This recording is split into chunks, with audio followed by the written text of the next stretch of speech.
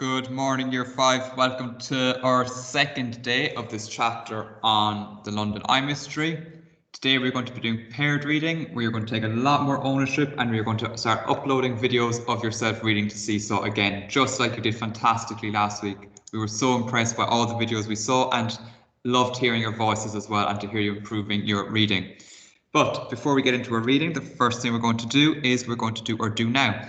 So the do now is here in front of me, which you can pause the video and copy it down into your notebook if you want, or if you have it printed off, you can also complete it that way. So pause the video here and then return and press play when you're ready to tick or fix. Okay, great. Let's have a look. Now we've had some tricky words this week, but let's see how we got on. So the answer for the first one was the isobars. Suggested that an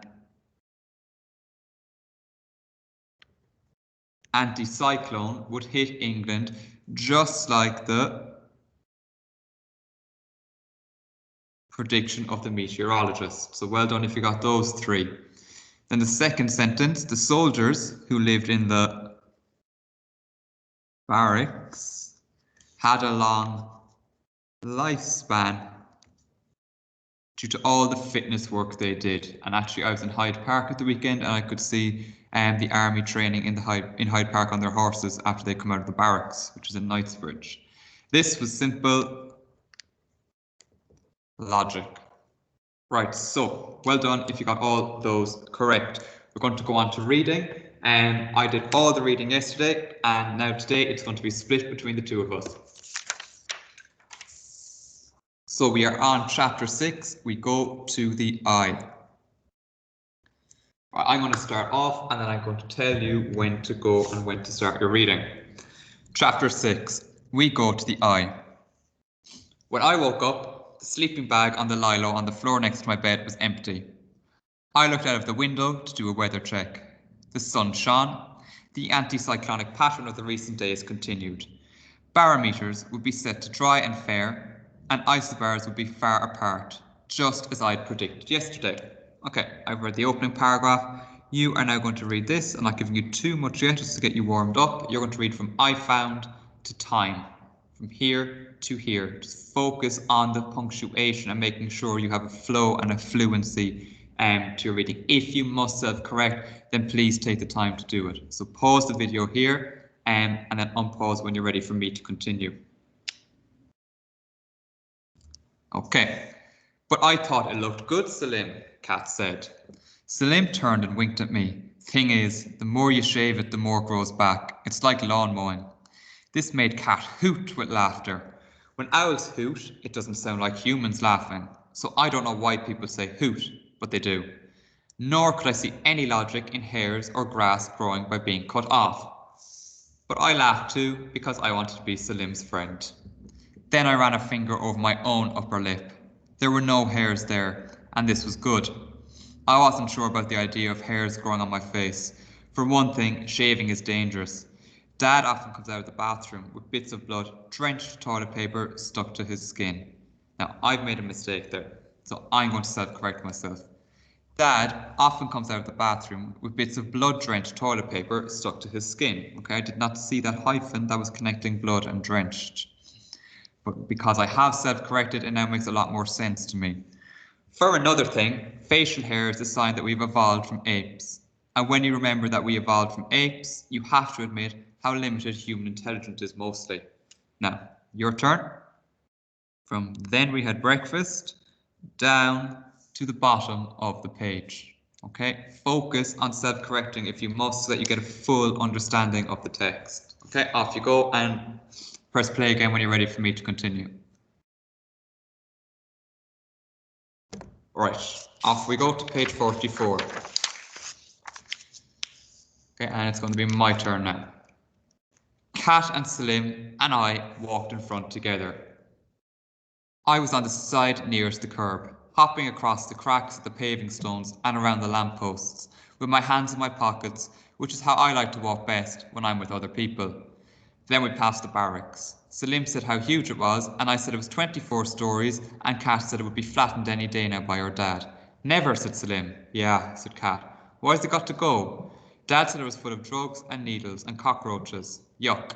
Yeah, and the postman wouldn't deliver things there anymore. Salim looked up at it. Some height. Then Kat pointed to another big tower. That's where our mum works, Salim. Guy's Tower. No way. Yup. Okay, I did a lot of reading there. I read that entire page. It's going to be your turn now. Reading from the tower with silver and tall, and you're going to stop at map here. You're going to stop just here. Okay? Try and add some intonation and expression. I know we've been working really hard on our comprehension by self-correcting and reading fluently. Keep that up with your punctuation, but now try and add some intonation and expression into your reading. Okay, and then unpause when you're ready for me to continue. Right, my turn. From here, a topological map is a very simplified map, not to scale, so with no relation to the real distances.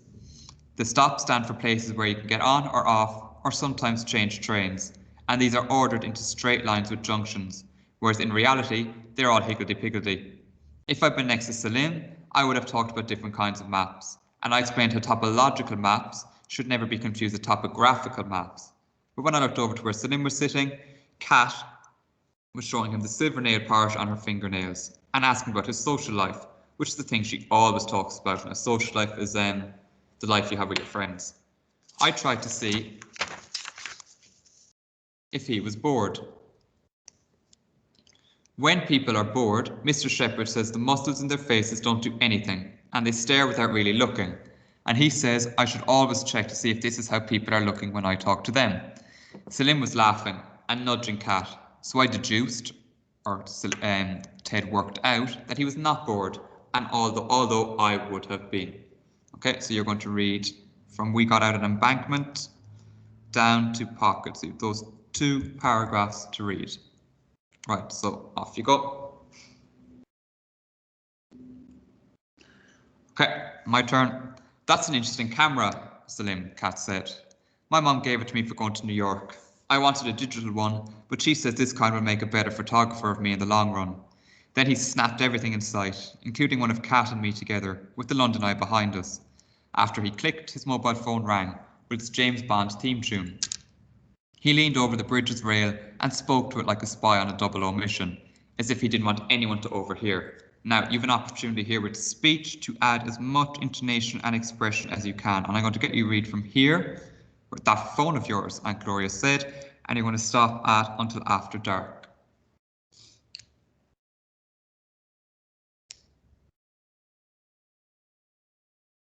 Okay, and my turn again. Big Ben donged 11 o'clock when we reached the ticket queue, which was very long. The 2 mums groaned. Okay, remember donged is the sound a bell makes, that loud, reverberating sound. It's infinite, Mum said. No, it's not, I said. Infinity. Why don't we come back later and go to the Tate first? Aunt Gloria said. So Aunt Gloria's interrupting Ted here because he's going off on one of his tangents where he takes every word quite literally.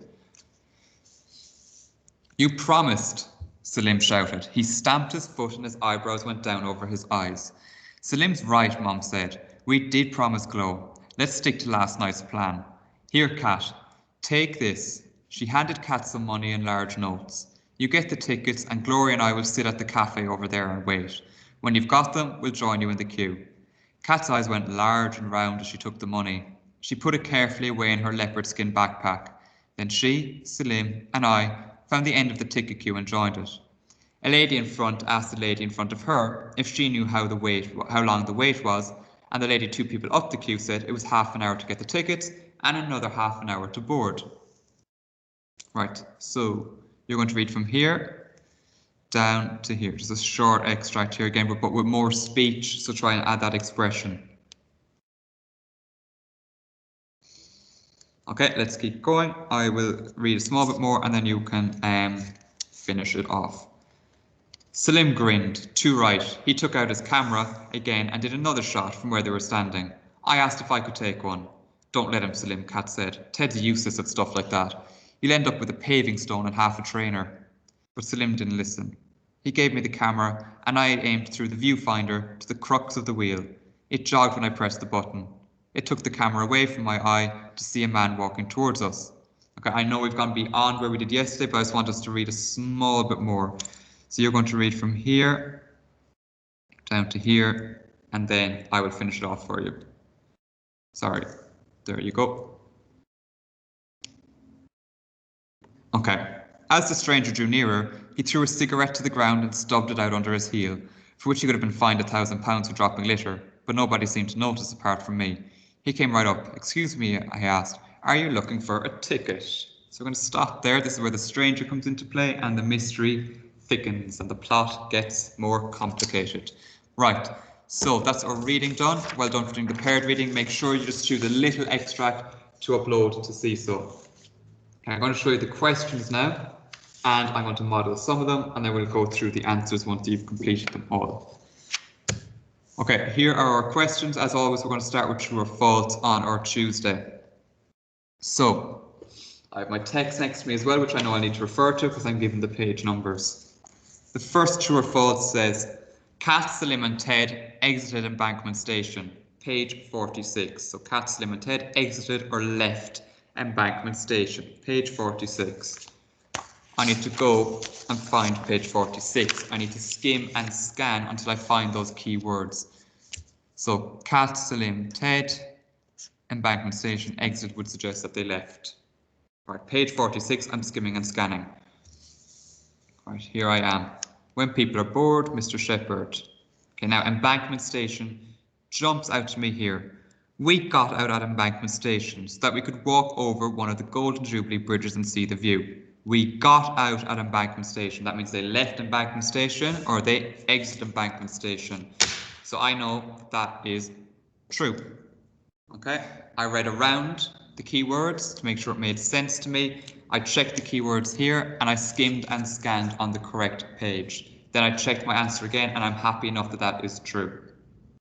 Okay, there's 1, 2, 3, 4 more true or false questions. You need to go and do them now. You cannot go on to find and copy without me modeling one.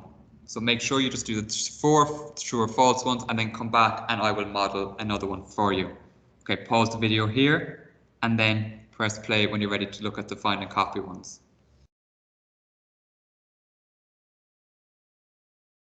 Okay, we will mark these at the end. Make sure you hang on to the end of the video to mark your work.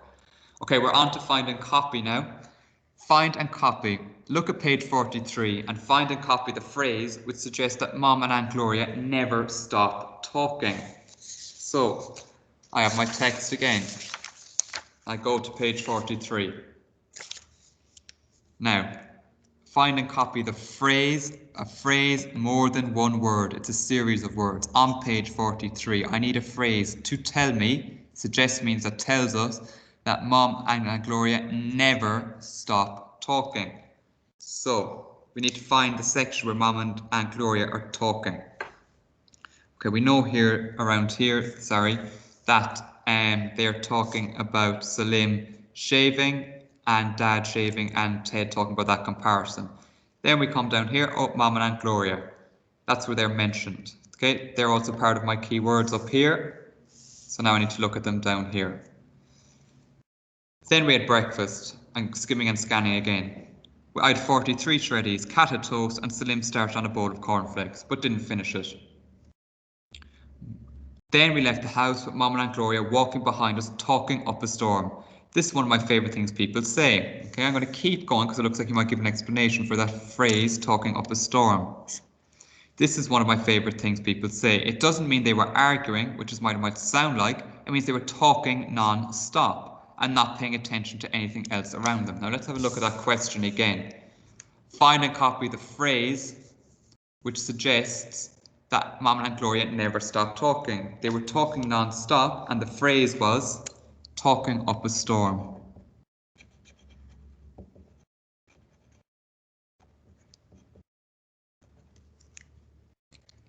Okay, right.